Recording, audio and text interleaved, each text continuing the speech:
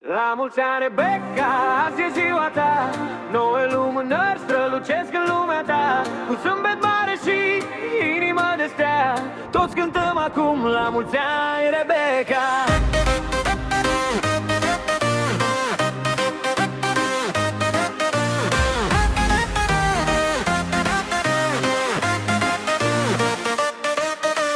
Balonașe roz și râsete prin casă, Pikachu dansează și petrecerea nu lasă. Maria Dragomir e lângă tine iar, cea mai bună prietenă, un suflet minunat. Cadouri, confeti și tor colorat, astăzi totul pare fermecat, iar muzica răsună până sus la stele. Pe ritm de oranj blu danseze cu ele.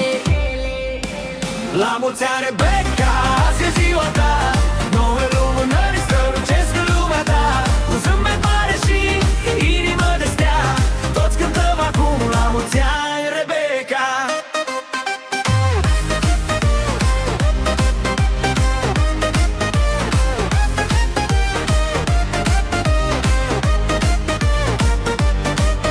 Izabela îți spune din suflet ușor: ești sora mea și te iubesc enorm. Să ai mereu magie și jocuri mici și cele mai frumoase copilării. Să cânt, să visez, să fii mereu așa, cu ochii plini de soare și bucuria ta. Iar fiecare an ce vine după el să fie și mai magic, Rebecca la fel. La mulți ani, Rebecca,